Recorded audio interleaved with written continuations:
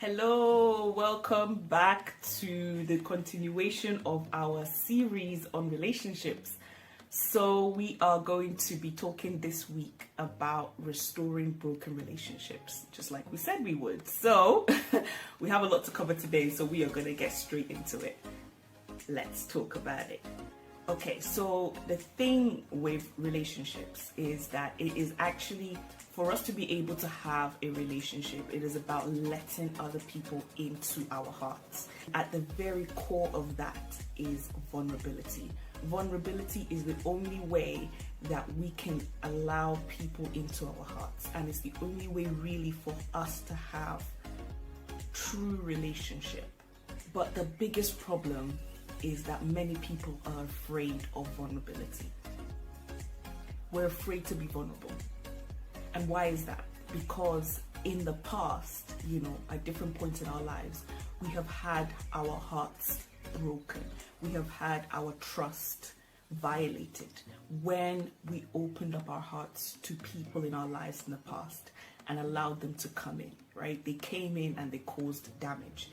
And that is why many people walk around trying to avoid vulnerability with anybody.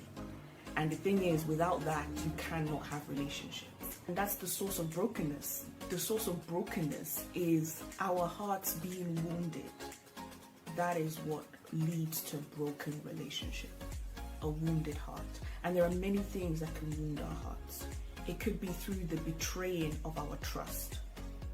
It could be through somebody taking advantage of our vulnerability. So using our vulnerabilities against us or our weaknesses against us. So you open up your heart to someone and the very deep things that you share, the person ends up using that to hurt you.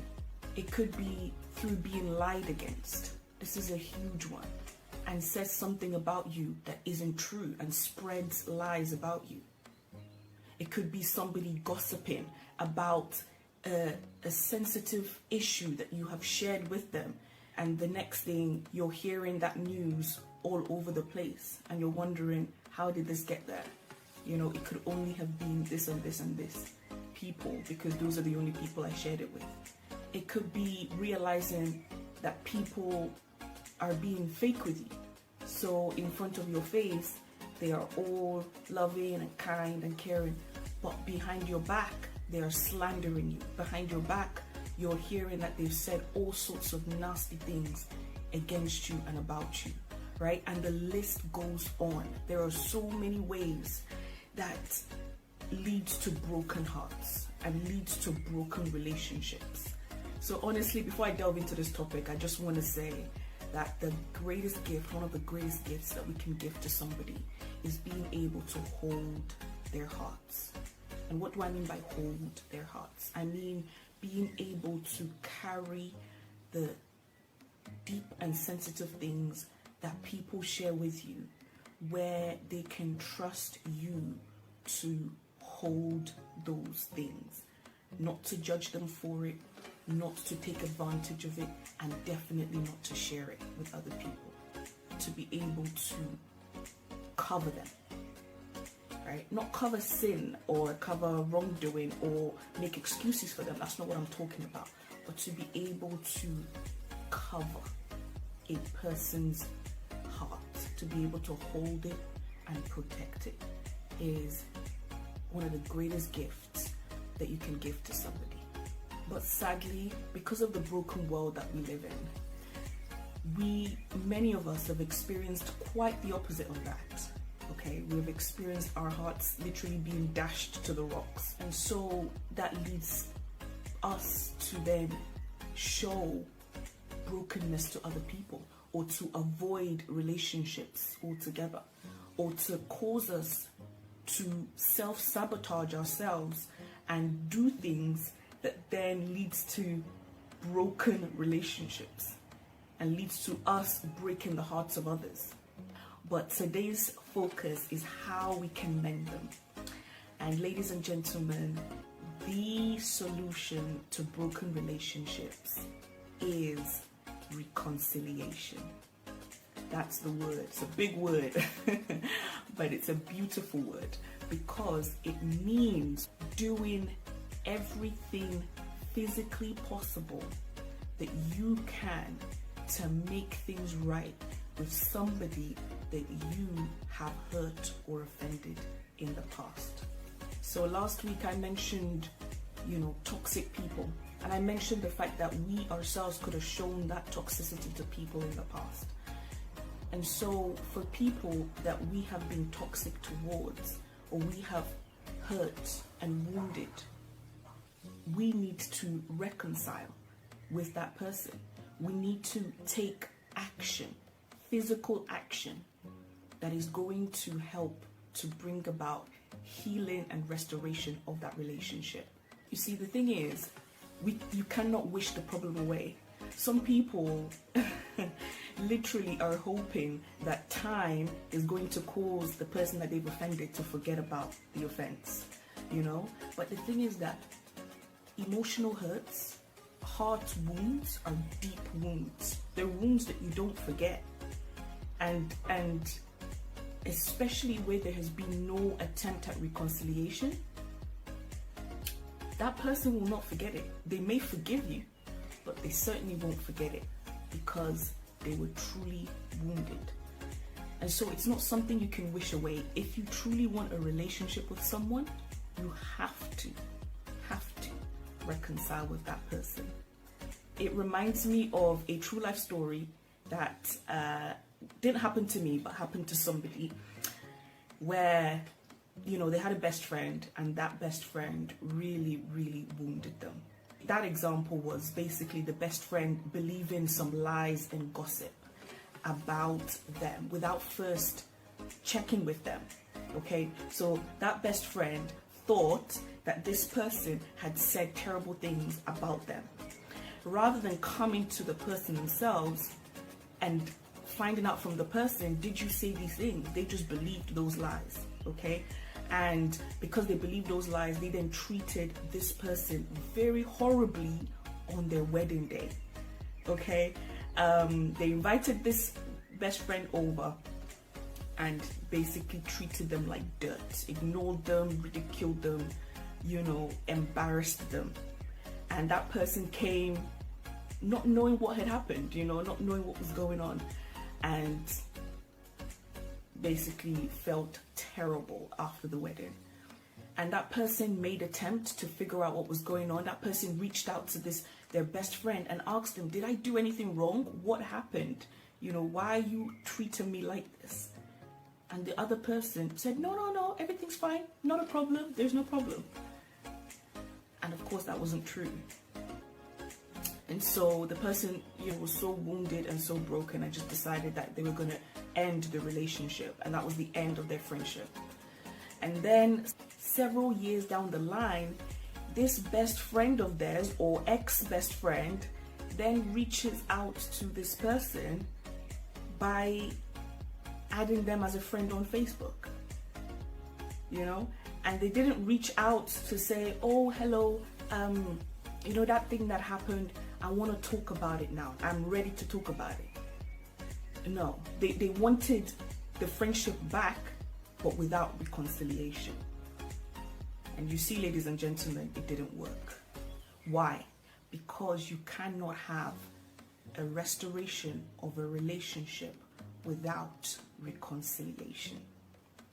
What are the 3 things that make up reconciliation? The first thing is reaching out with sincerity, vulnerability, and repentance in acknowledging that you have actually done something wrong, that you were wrong. That is the first core part of reconciliation. It's an acknowledgement that I messed up, that I realized that what I did was actually wrong. Then it's giving a sincere apology to that person for that thing that you did wrong, and having an open-hearted conversation with that person where you're both able to share your perspective, but most importantly, you're able to listen to the other person's perspective without judgment or criticism or defensiveness.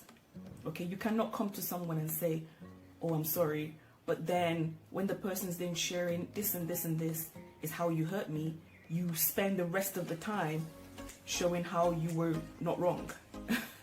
That's called being defensive, and that doesn't go anywhere. Okay, so it is being able to allow the other person to share their perspective, and for you to have a heart-to-heart, open-hearted conversation about what happened.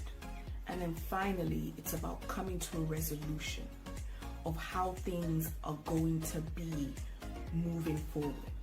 So it's about discussing the lessons that have been learned from that experience, you know, the things that are going to change in order for that not to happen again, in order for that experience not to happen again. So those are the key things about reconciliation. Now, I want to say a few things that reconciliation is not, okay? Reconciliation is not asking God to forgive you. Some people, they wrong somebody else and they ask God to forgive them. Okay, that's good. That's probably the first step. But after you've asked God to forgive you, you have got to go meet that person and ask them to forgive you. Secondly, it is not reaching out to somebody else that is not the person you've offended to ask them to forgive you or to apologize on behalf of the person you offended. You know, so basically, it is not reaching out to the sibling of the person you offended, you know, the brother or sister of the person you offended, and telling them that you're sorry. It is not reaching out to the relative. It is not reaching out to the friend of the person you offended. It is not reaching out to the husband of the person or the wife of the person either. No, you've got to reach out to the person specifically. And you see, so much healing can come from people just doing that very simple act of reaching out to the person that you offended and telling them that you are genuinely and sincerely sorry. There is so much healing that can bring. Just that alone. Just that alone. When it's done sincerely and genuinely, there is so much healing that can come from that. And when you reach out to somebody to reconcile with them, okay, part of reconciliation, like I mentioned, is taking responsibility for what you've done. It's acknowledging that you were wrong, okay?